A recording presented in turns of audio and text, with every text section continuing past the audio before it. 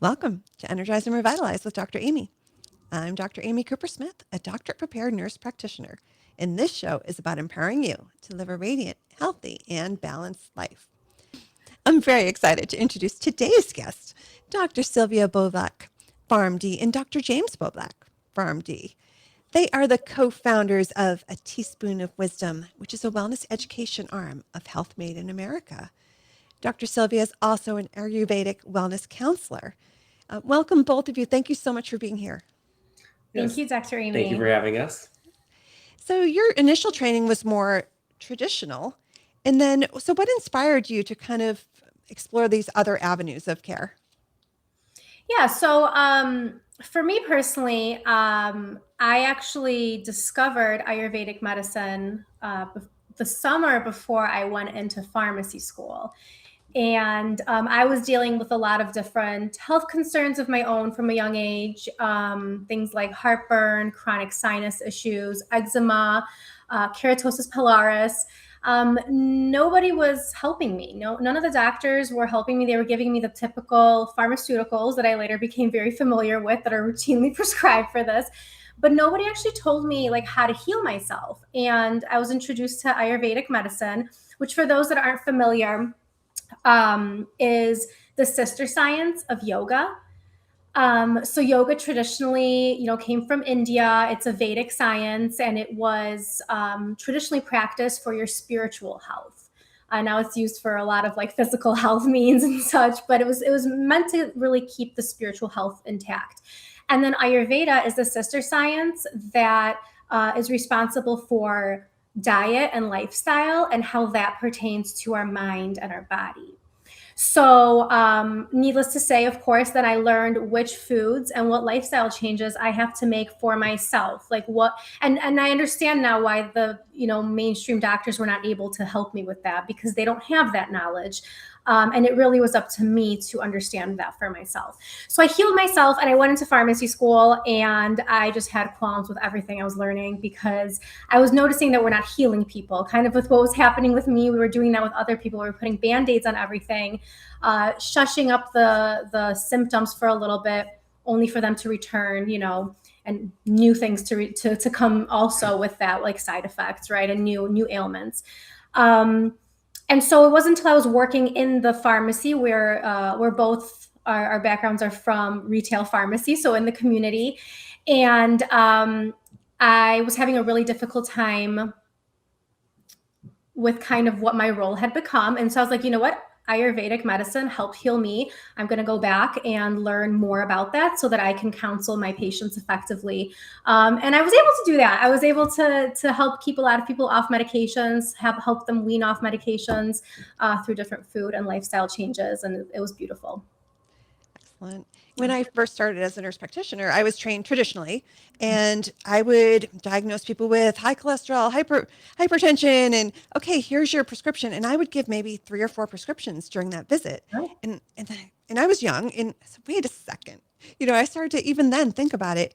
Okay, what are we missing here? And really looking at lifestyle prevention. So I love that. I think the world is coming around to that. Maybe not as quickly as we'd like, but that's amazing. So I think it's really interesting that you're a pharmacist that gets people off of medication. Yes, I do. I love it. My greatest passion. Yeah, life is better without medications. I mean, like the reality is that even in pharmacy school, I don't know how they teach things now.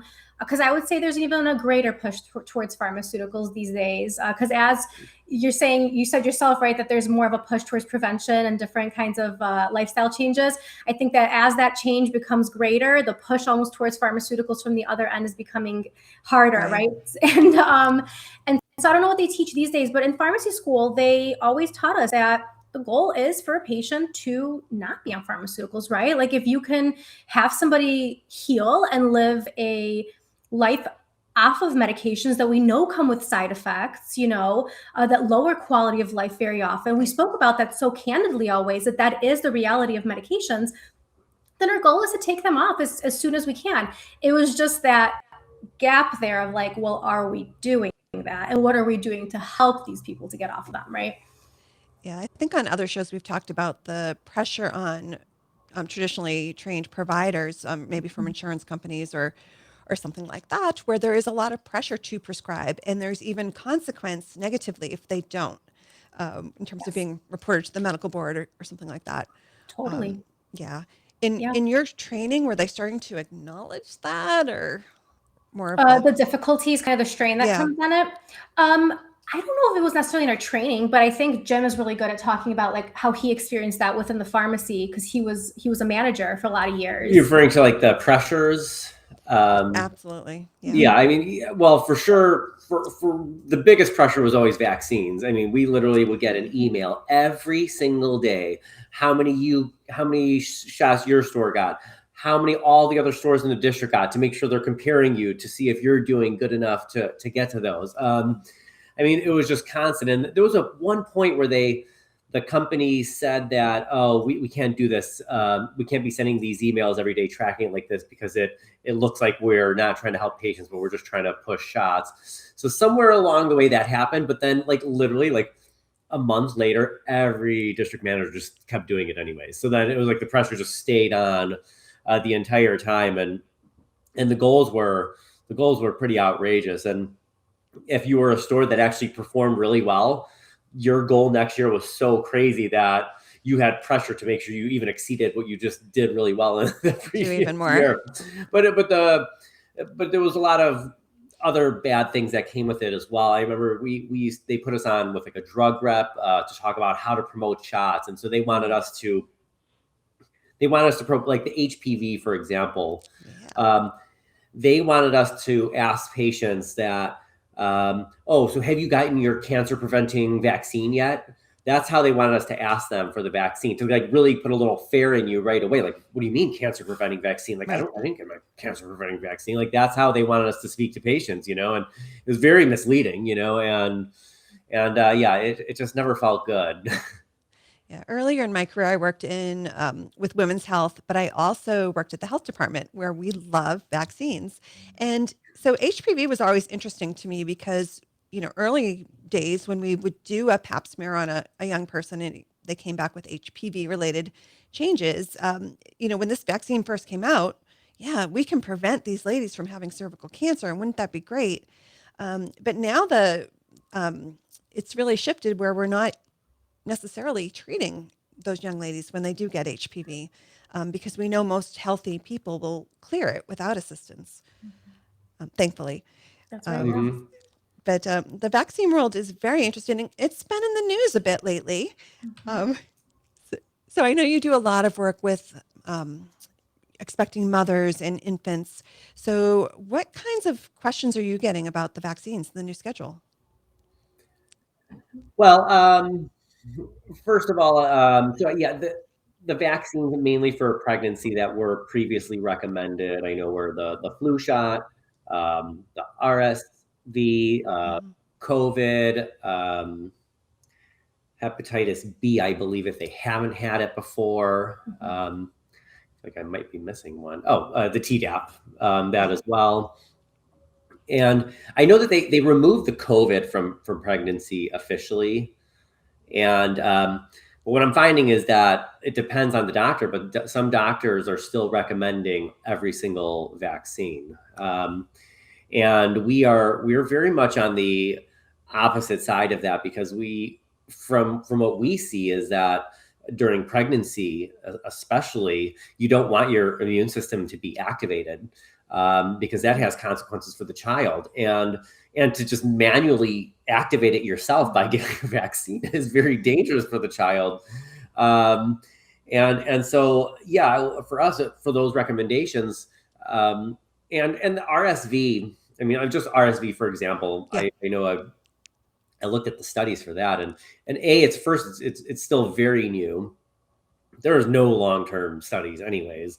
And the studies that were performed for pregnant women were literally everything that's in the RSV shot, every single ingredient that they have, the adjuvants, everything are in the placebo group. except for the inactive virus. That's it. So everything else that you're still getting that is dangerous, and there's so many like chemicals in there, every single one of them is in the placebo group as well as the shot group. So it's like, are you Can't really really compare. so like safety is only measured one group compared to the other, not like one group compared to like absolutely like a saline vaccine, let's say, for Right. example. So like there's no real comparison. So yeah, they're going to have a similar safety profile, so that they're going to be like, oh yeah, these are safe, you know. But it's just very deceiving the way these safety studies are done. But yeah, go Well, ahead. I think and you're really good at talking about this, but I think a lot of people don't understand and find themselves questioning how vaccines actually work. And don't realize that it's not the actual inactive virus that is like carrying out the effect in their Creating bodies. like That creating it's a the response. adjuvant. You're really good. I Mhm. mean, I think you should keep. Oh yeah, talking well, for- sorry, yeah. But yeah, the way the shots are always working is that the inactive virus and bacteria have shown that they don't produce any sort of immune response. So the only way that they can get antibodies for those specific things is they have to add something called an adjuvant. And like when we were in school, like they don't really explain exactly what the adjuvant is, but it's something that will stimulate your immune system. So they have to put something toxic in there in order for your immune system to respond to it. So when it responds to it, and then the inactive virus or bacteria is there, then it will create antibodies for it. But you need something toxic put in there in order for your immune system to respond. But that toxic thing has huge consequences as well, and that's the part that's never talked about. That's how we know that's like the mercury, the aluminums, all Yeah. those different things, because we know that those are the ones that are gonna make your immune system go wild and get that response. Yeah. Yeah, what kinds of consequences could we see from those activating factors? Well, I would say the most common thing that I would see is that it's going to weaken your immune system, at least in the short and long term, but your immune system will be weaker. And so maybe you will have some protection against the virus or bacteria that they're trying to work against. So maybe you will get some protection. It's possible, but against everything else, and that those are like literally a few things of like thousands and thousands of things that you could contract over your lifetime, like, but it will weaken your response to everything else, and that's where your overall health will be worse down the line is from those vaccines. Is that weakening a temporary situation, or do you feel like it's has long-term consequences? Well, I would say long-term effects. Yeah. These adjuvants are extremely toxic. I mean, the extent of it, I guess maybe there's not enough studies of long-term, especially against like pure placebos. Like there's really not those types of studies out there. But it appears to be long-term. And it's going to be so different for everybody else, right? Some people are going to have more infections and they're going to get sick more often because we forget that our immune system is literally responsible for everything, just protecting us, period, right? And so so for some people, they'll get sick more often, but they'll be like, I'm still getting my vaccines, but I'm getting sick. And then there's going to be some people where they're going to be having an autoimmune condition that they develop. And we're seeing those more and more, right? That's a result of us messing with our immune systems and getting in the way of them, letting them do their jobs and introducing foreign agents where they don't know what to do with them. They don't know how to clear them. They don't know how to integrate them into our bodies. And so we start developing things like different autoimmune conditions. We're seeing so many of those these days. Right.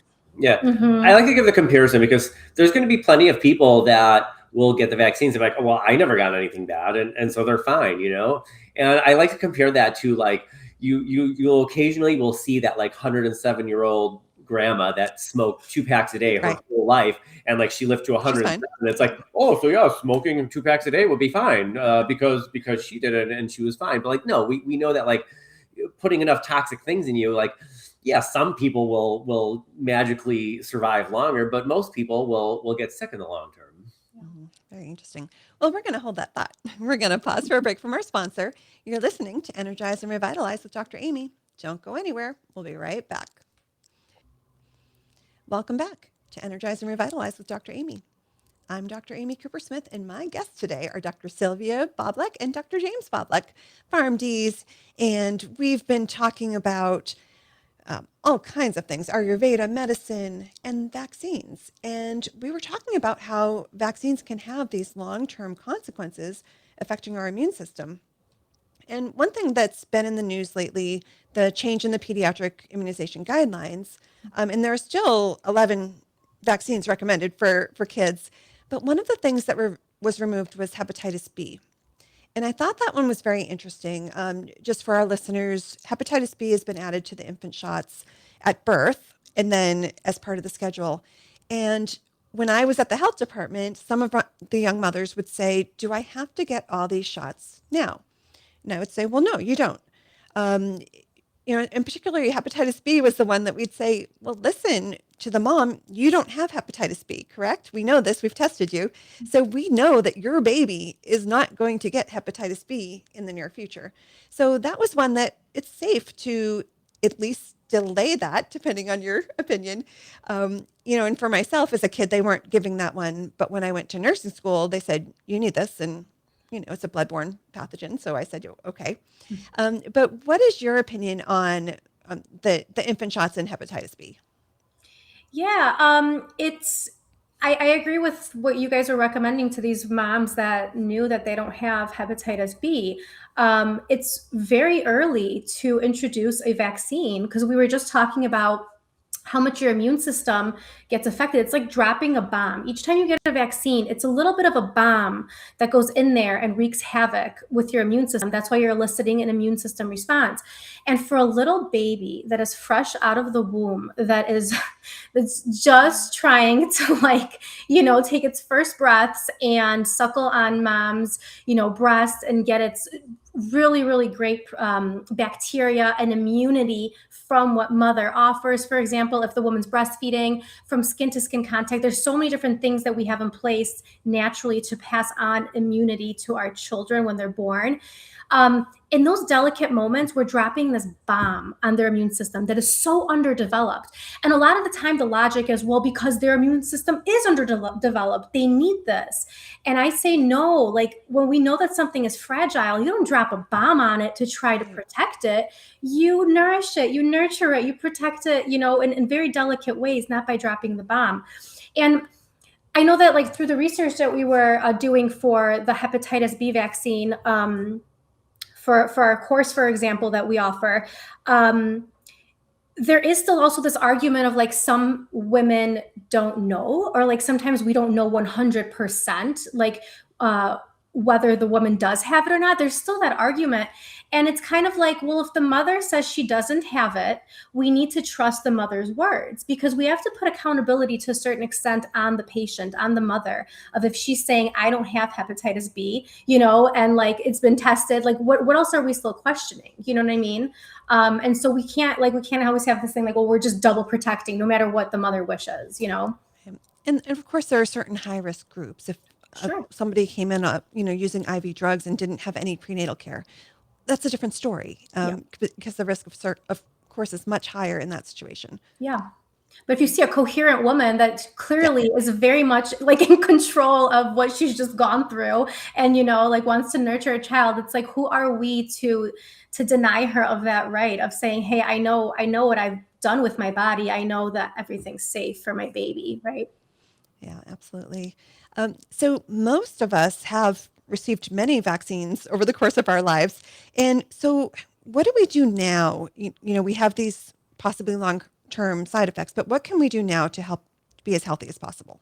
Yeah, I think I always go back to restoring our guts, because both of us firmly believe that is where all of our health begins, is in the gut. And with a strong, if you don't have a strong digestion, everything in your body can suffer from that, including your immune system. We have to remember that every function of our body gets nutrition and thrives when we feed our digestion good things and are actually able to absorb all of the different micronutrients and minerals and such that literally are required for all the processes of our body, including our immune system.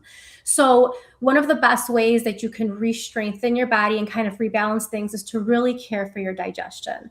And probably the number one way to do that would be to start eating real food, whole foods, not packaged foods. our bodies can't process all the different ingredients that are like on a box, right? And we can talk about how there's all these different fillers and preservatives and quite literally synthetic chemicals that are added to our food as like, as all these different agents to help create the product. But not just that, but the more ingredients you add to something in general, it becomes heavier on your digestion. So we should actually be focusing on nurturing our digestion by lightening the load, by eating meals that are very just like simple and don't have to, consist of like 1,000 different ingredients. Because if you think about it, that's a lot for our digestion to process at once. So eating very simple whole food meals with fresh food is the best way to start, and minimizing that packaged products. And I just want to add an interesting story because it's autoimmune related. This just happened within the last 2 months. Is I had a cat before me and Sylvia moved in together, and she had 3 cats and a dog. And my cat we didn't know how to introduce them properly. My cat was fighting their cats, and so we gave my cat to my dad's cousin. She had him for 3.5 years, and then she messaged me recently that he was really sick and she was considering putting him down. He was just laying in the kitty litter all day, not eating. And, this was killing me. And so I was just like, well, she sent me all the blood work. His hemoglobin was super low. His red blood cell percentage, which is what they look at, was very, very low. And so they sent him over she took him over to the VCA near us, and they did. His red blood cell percentage was 13%. For a cat, it was normal to be above 30. And after 2 blood transfusions, it only went up to 16%. So very little, still critically low. I want to interrupt. He was diagnosed with an autoimmune blood disorder. Yeah. So, wow. So then he had immune mediated hemolytic anemia. And so we were picking him up the next day, and, they gave us like, oh, we started him on this steroid. Here's cyclosporin, an immune modulator. You need to put him on this and antibiotics. The parasites were already negative, but they still threw antibiotics in there. And so we picked him up, and we're taking him home, and we're talking about it. And we're like, well, I mean, this is the stuff we have been knowing what to do in this scenario. And so from all of our studies and our knowledge at this point, we decided to take him off everything. So we didn't give him 1 dose of a steroid, no doses of any cyclosporin or anything. And his condition was considered almost certainly fatal without those treatments. Mm-hmm. And in 9 days, his red blood cell percentage went from that 16% to 28%. His hemoglobin from 3.9 to 8.5. And then 2 weeks after that, we did 1 more blood work, and his blood work came up as no sign of any autoimmune condition. In literally, how did you do that? 3 weeks and 2 days. And, so digestion, and it's a good example of what I was just talking about. We just simply were so confident that like we can reverse all of his autoimmune situation with good digestion. And we just put him on very light meals. We cooked little meals of like cod and chicken and broth for him. We put him on a probiotic. And we loved him. And that's, and quite literally this fatal, almost certainly guaranteed fatal condition resolved. So, and very quickly too. So digestion is so powerful. And it's the place to start. Yeah. Yeah. And I love the examples you give of just keep it simple, because people get overwhelmed and they are looking for the magic bullet, and, just make some chicken broccoli. That's right. That's my favorite. That's a good example. Yeah. Yeah, exactly. It has to be it should be simple, because sometimes, we're in this like world right now, and I love cooking, so I totally get it. But like we get so crazy about the sauces and like all these different culinary, things. And those are all really complex ingredients that go into it. Like the more ingredients, even if they're clean ingredients, even if they're all natural, you put everything together in your kitchen, the more ingredients you start adding, it all counts. The little sauces, the everything else, that's all something your digestion needs to process. So you should always just remember that simplicity. Chicken, broccoli, rice, perfect. Just keep it simple. Yeah. I love that. So I've been reading a lot about our soil and how depleted our soil is of minerals and things like that. Mm-hmm. Is that something that you address in your practice, or have you found that? We don't necessarily, it's a good question. We don't necessarily address it. I think it definitely, we would agree that it's an area of concern, and we really need to replenish our soils. But I know that there's a lot of talk about like supplements coming in because of how depleted our soils are, but we actually still firmly stand by the fact that eating fresh food is still the best way to obtain all of your nutrients, and it wouldn't be from supplements, because in the food, the intelligence of our food is so phenomenal, and in the proportions of everything is ideal, right? Like all the different micronutrients and minerals are in the right proportions to synergistically work the way they're supposed to when you consume it. And like we were literally created to eat this food, right? Supplements, it's our synthetic way of mimicking that. And the reality is that if you look at it, we're not putting the same proportions in there. We actually don't know how to properly meet the proportions that someone would consume from their food and mimic that into like a prenatal, for example. And that's actually a really good example, because what we're seeing is that women are always directed towards take a prenatal, not education towards food. And they're consuming their different micronutrients at completely different proportions that are needed. So iron's a good example. They'll get so much iron, they're loaded on iron, but they get very little copper, which is very needed to absorb and utilize that iron, right? So yeah, we still firmly stand by getting it from your food. And that's the safest bet. Yeah, synthetic replacement is not the answer. Yeah, you've probably seen this in your practice as well, but people will come in with a bag full of vitamins and supplements, and which ones should I take? And sometimes they're not even from sources that I would trust, and not to rank on Amazon or anything like that, but they've found that not all supplements are what they say they are. And a lot of them have fillers, and it depends who made them. But so they can be dangerous, not just not helpful, but harmful. Yeah, absolutely. Like fish oil is a really good example, because I don't know if you're familiar with like the controversy of vitamin A, especially in pregnancy, where women were starting to be advised not to consume a lot of like livers and a lot of products that have vitamin A, because there is toxicity linked to synthetic vitamin A. No toxicity in food related, unless you're eating like what was like seal livers. Oh, polar bear and seal livers. They have like 1 million plus units of yeah, vitamin so A like in there, totally but... like not applicable to society. But yeah, so what was I saying? So that's something that vitamin A, for example, is put into our supplements. And then fish oils, like if you get like a random fish oil, they usually put vitamin A and vitamin D as an added addition to it because it's desirable with that omega. But we don't want to be getting it that way. Like if you actually get something more natural, like a cod liver oil, a fermented cod liver oil, for example, where that oil is extracted from that cod liver and it's got the natural versions of the vitamin A and the vitamin D in there. They're not supplemented through the synthetic form. Like that would be so much safer. But most people just go and get like like an omega supplement off the shelf. And then that's synthetic vitamin D and vitamin A. So that's not talked about really so much. Yeah, that's really good advice. So keep it real and be very careful what supplements you're taking. Yeah, definitely. Yeah.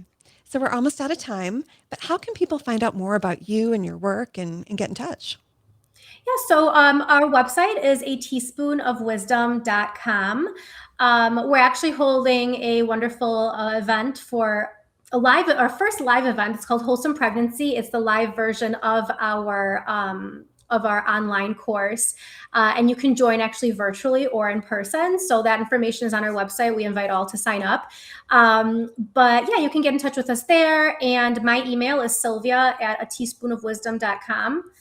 Mine is James at ateaspoonofwisdom.com. Perfect. We always welcome questions, conversations. Well, great. Thank you so much for being here today. I really appreciate your advice and opinions, and I hope our listeners got a lot out of it. Thank you. We loved it. Thank you. And thanks to our listeners for tuning in to Energize and Revitalize with Dr. Amy. Do you have insights from this show? Send me an email at radiantpodcast2025@gmail.com. Check out past episodes on YouTube, and we're also featured on Apple Podcasts and all your favorite platforms. I'll be back next Saturday morning at 7:30 with more expert insights and practical strategies to help you live a radiant and healthy life. Until then, here's to your best life.